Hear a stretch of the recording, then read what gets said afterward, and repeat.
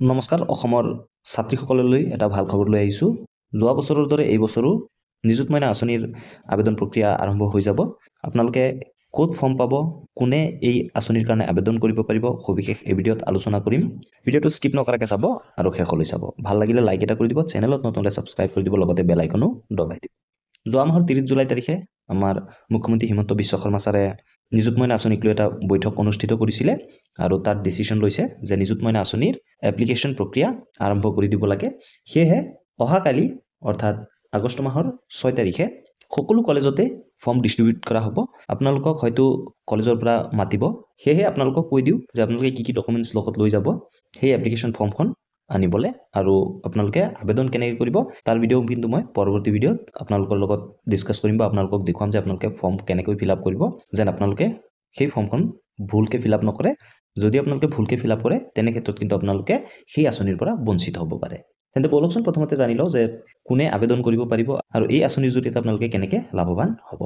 যিসকল ছাত্ৰীয়ে হায়াৰ ছেকেণ্ডেৰীত পঢ়িছে সিহঁতে প্ৰতি মাহে 1000 টকাকৈ পাব, সিহঁতৰ বেংক একাউণ্টত 1000 টকাকৈ সোমাব।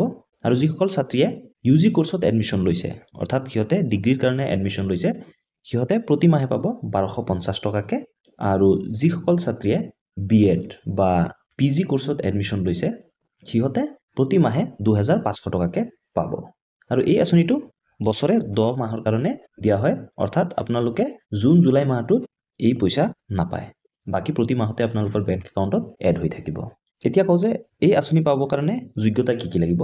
প্ৰথমতে ছাত্ৰীগৰাকী অসমৰ বাসিন্দা হ'ব লাগিব। দ্বিতীয়তে ছাত্ৰীগৰাকী বিবাহিতা হ'ব নালাগিব।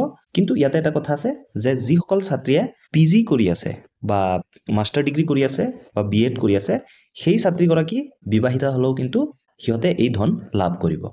কিন্তু যদি আপোনালোকে হায়াৰ ছেকেণ্ডেৰীত পঢ়িছে বা ডিগ্ৰীত পঢ়িছে আৰু আপোনালোকৰ বিয়া হৈ গৈছে, তেনে ক্ষেত্ৰত কিন্তু আপোনালোকে এই আঁচনি নাপায়। আৰু লগতে যিসকল ছাত্ৰী জব কৰি আছে লগতে BEd কৰি আছে, সেইসকল ছাত্ৰীয়েও কিন্তু এই আঁচনিৰ ধন নাপায়।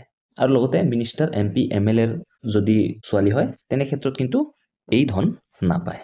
ইয়াৰ লগতে কওঁ যে কোন কোন ছাত্ৰীয়ে এই ধন পাব।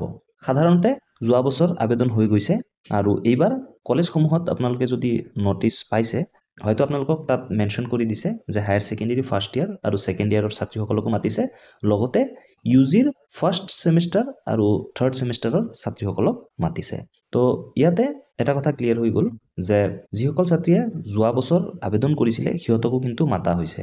তো ফাৰ্ষ্ট ইয়াৰসকলে পাবই, কিন্তু থাৰ্ড ছেমিষ্টাৰত যিসকল ছাত্ৰী আছে, যদি কাৰোবাৰ হয়তো আবেদন ৰৈ গৈছিলে, এই বছৰ হয়তো নতুনকৈ সিহঁতে আবেদন কৰিব পাৰিব, বা যিসকলে আগৰ পৰাই পাই আছিলে সিহঁতেও কিন্তু তাত উপস্থিত থাকিব লাগিব। হয়তো সিহঁতৰ ৰিনিউৱেলৰ কাৰণে কিবা এটা অপশ্যন দিব পাৰে বা সিহঁতে আকৌ ভেৰিফাই কৰিব পাৰে। সেয়েহে আপোনালোকে সকলোৱে কিন্তু অহাকাইলৈ কলেজত যাব, আপোনালোকৰ এই যি ডাউট আছে সেইসমূহ ক্লিয়াৰ কৰি দিয়া হ'ব।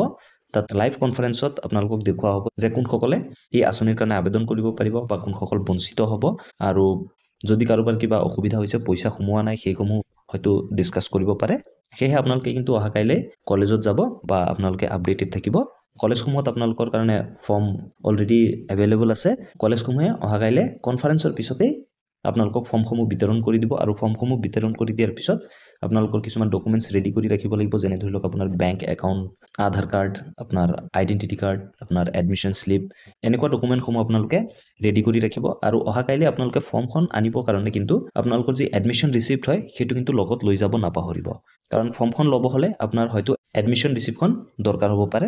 সেয়েহে আপোনালোকে সেই এডমিশ্যন ৰিচিপ্টটো কিন্তু লগত লৈ যাব নাপাহৰিব। তো নেক্সট ভিডিঅ'ত মই আপোনালোকক দেখুৱাম যে কেনেকৈ আপোনালোকে এই ফৰ্ম ফিল আপ কৰিব, ষ্টেপ বাই ষ্টেপ আপোনালোকক দেখুৱাম।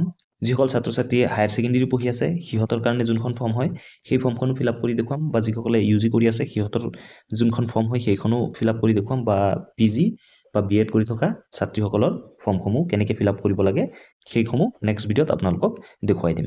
কিন্তু আপোনালোকলৈ এটা অনুৰোধ থাকিল যে যিহেতু অহাকাইলৈ ফৰ্ম দিব, যোনে প্ৰথমে ফৰ্মখন পায়, হায়াৰ ছেকেণ্ডেৰীয়ে হওক বা UG লেভেলৰে হওক বা PG লেভেলৰে হওক বা BEd লেভেলৰে হওক, আপোনালোকে কাইণ্ডলি এই চেনেলৰ এবাউটত যাব, তাত গৈ হোৱাটছআপত ছাপোৰ্ট টিম আছে, তাত কাইণ্ডলি আপোনালোকে ফৰ্মখন ধুনীয়াকৈ ফটো মাৰি আপোনালোকে দিব, যেন মই ভিডিঅ'টো বনাই দিব পাৰোঁ। যিহেতু মই এতিয়া বৰ্তমান অসমত নাই, অসমৰ বাহিৰত আছোঁ, সেয়েহে আপোনালোকৰ পৰা সেই সহায়টো বিচাৰিছোঁ যেন আপোনালোকে ফৰ্মখন মোক দেখুৱায়।